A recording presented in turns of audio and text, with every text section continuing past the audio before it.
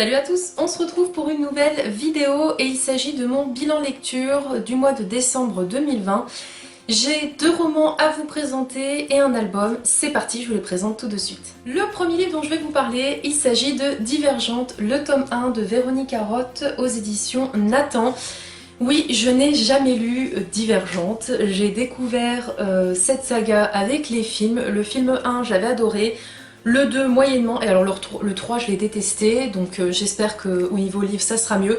J'ai déjà le tome 2 et le tome 3 dans ma palle. Ce tome 1 il a été choisi par Fanny, des Chroniques de la Fraise, puisque on s'était choisi 2 romans à lire pour notre palle de décembre, et on en a toutes les deux lu, un seul sur les deux.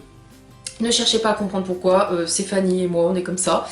Mais en tout cas, j'ai vraiment bien fait de proposer à Fanny de choisir un livre de ma palle et qu'en plus elle a choisi celui-ci parce que j'ai adoré. On suit Béatrice qui vit avec son frère Caleb et ses parents dans la faction des altruistes. Donc en fait, on est dans un univers dystopique où la ville est divisée en plusieurs factions. On a la faction des altruistes qui prennent soin de ceux qui sont sans faction. On a les fraternels qui cultivent les champs et voilà, qui ont le cœur sur la main. On a les érudits qui ont la science et le savoir, on a les sincères qui disent la vérité, c'est un peu comme des avocats, des juristes, et on a les audacieux qui protègent la ville, qui sont un peu comme des guerriers.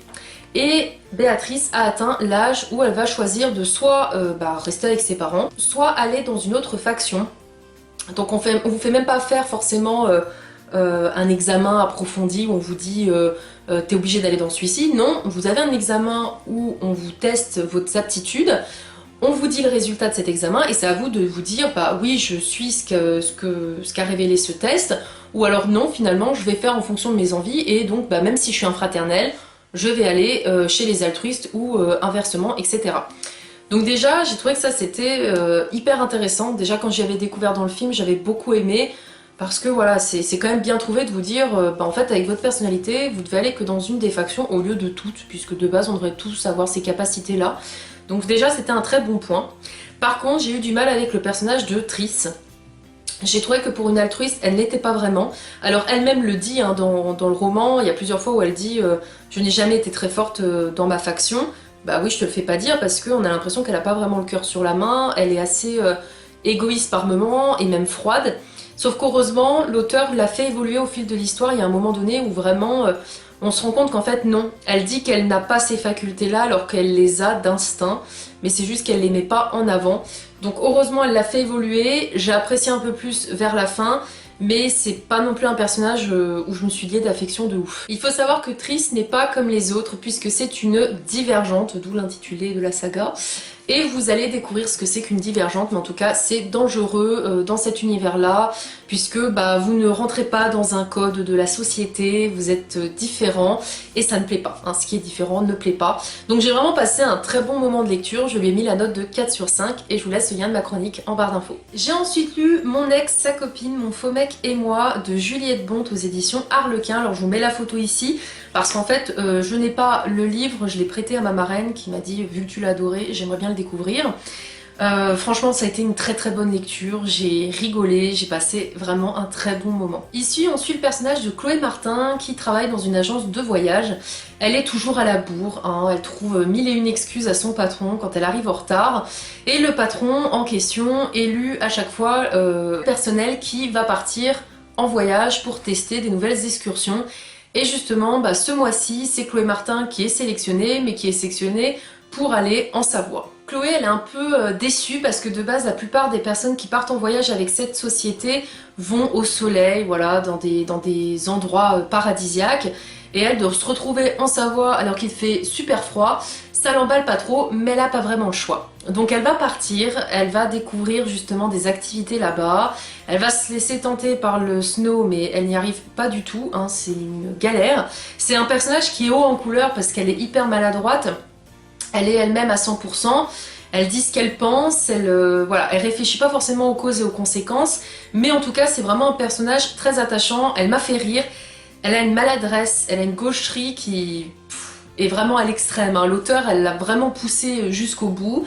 Je dis pas que c'est tout le temps drôle, non, mais par contre c'est quand même ça nous fait sourire quoi, ça nous fait sourire, on se dit bah oui il y a des situations où on se verrait assez bien le vivre, surtout que bah Chloé elle a pas de chance parce que bah sur sa route elle va croiser son ex qui l'a trompée et qui s'est barré avec la maîtresse. Donc pour Chloé c'est pas évident, elle va avoir envie de se venger, d'où le titre Mon ex, sa copine, mon faux mec et moi, puisque Chloé va devoir trouver un faux petit ami pour rendre jaloux son ex, puisque bah, elle aimerait voilà, lui montrer que bah, finalement elle a refait sa vie, qu'elle va bien, même si elle aimerait le récupérer en secret. Donc c'est vraiment une histoire assez loufoque et drôle, puisque bah, on a Chloé qui voudrait récupérer son ex et le rendre jaloux, et en même temps le gars en question qui va jouer le rôle du faux petit ami, c'est pas évident. C'est un personnage qui n'est pas évident du tout. Je l'avais pas forcément vu venir celui-ci, mais j'ai pas été forcément surprise quand l'auteur nous l'a mis dans l'histoire, puisque la rencontre déjà qu'il fait avec Chloé est déjà assez particulière quand même. C'est une histoire qui était vraiment parfaite pour la saison, parce qu'elle était vraiment drôle, pétillante, rafraîchissante, parce qu'on est sur des activités quand même avec de la neige, hein. Moi ça m'a fait du bien, parce que justement vu que là on peut pas skier, voilà, on peut faire des raquettes, enfin moi je vis en Haute-Savoie, donc la Savoie je connais. Et du coup, voilà, j'avais l'impression d'être dans mes montagnes, c'était vraiment super. Et si vous voulez une lecture parfaite justement pour la fin d'année, quand ça arrive Noël, cette lecture est vraiment idéale, je vous la recommande à 1000%. Je lui ai mis la note de 4 sur 5 et je vous laisse le lien de ma chronique en barre d'infos. Et enfin, le dernier livre que j'ai lu, ou plutôt le dernier album, alors c'est vrai que j'ai pas pu lire plus de romans ce mois-ci, puisque bah, vous le voyez avec le nouveau décor et je vous en ai parlé dans mon bookshelf tour. On a déménagé récemment avec mon amoureux et du coup bah, j'ai pas forcément pu beaucoup lire au mois de décembre, puisque bah, je vous le donne en mille, hein, mais fin d'année déjà le travail très intense et il fallait faire le déménagement. Donc pas évident de se poser pour lire, mais je suis quand même contente d'avoir fait certaines lectures. J'ai donc lu l'album Joli conte d'Andersen illustré par Demesla Houghton aux éditions Fleurus. Donc j'avais déjà lu un autre album avec une couverture tout aussi magnifique. Je vous le mettrai en barre d'infos, le lien, comme ça vous verrez. Parce qu'en fait j'ai acheté 3 albums, hein, comme ça, c'était je crois il y a 2 ans. Ouais, ils étaient vendus d'occasion mais ils sont nickel. Donc là on a l'histoire de la petite sirène, de Poussette, de la Reine des Neiges, du vilain petit canard, de la princesse au petit pois et les habits neufs de l'empereur. Donc c'est des contes traditionnels et c'est juste qu'ils sont illustrés. Et franchement ils sont magnifiques, hein. Moi les couvertures j'adore. Voilà, les illustrations de l'autre album sont tout aussi magnifiques. C'est doux, c'est dans des couleurs pastel, c'est pas criard justement. Et j'ai adoré découvrir ces histoires. Alors il faut savoir que l'histoire moi de Poussette, pour moi c'était plus Pousselina, hein, je l'ai connue comme ça cette histoire. Après l'histoire de la princesse au petit pois, je la connais. Celle de la petite sirène, je m'attendais pas à l'histoire qu'elle se termine comme ça, hein. Je l'ai découverte, franchement ça change des histoires qu'on a l'habitude de voir avec Disney. Le vilain petit canard, je connaissais, mais je m'en rappelais plus forcément. Et par contre, les habits neufs de l'empereur, je ne connaissais pas cette histoire, donc j'ai découvert, et franchement très drôle.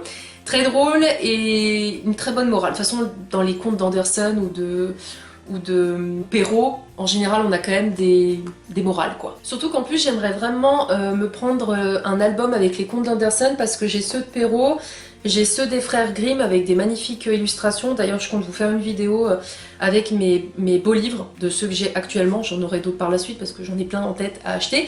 Mais voilà, il faudrait que je vous les montre, parce que j'adore les beaux romans et surtout j'adore les livres de contes. Donc voilà, j'ai les frères Grimm, j'ai les contes de Perrault, j'ai aussi les Fables de La Fontaine qu'il faudrait que je me mette à lire tranquillement, parce que bah, j'ai un magnifique livre avec des belles histoires, mais je l'ai toujours pas lu, et il me manque ceux d'Andersen qu'il faudra que je m'achète. Mais voilà, franchement un très bel album. Si vous voulez découvrir justement les classiques des contes, mais en version illustrée, parce que c'est bien marqué derrière, à lire et à relire avec les petits, voilà, n'hésitez pas. Moi je sais que je l'ai pris parce que j'aime les albums, j'aime les contes, et que je me dis le jour où j'ai des enfants, c'est des livres voilà, qui serviront, parce qu'ils sont vraiment magnifiques. Donc je lui ai mis la note de 3 sur 5 et je vous laisse le lien de ma chronique en barre d'infos. Cette vidéo est maintenant terminée, j'espère qu'elle vous aura plu. N'hésitez pas à me dire si vous avez lu l'un des romans que je vous ai présentés, ce que vous en avez pensé.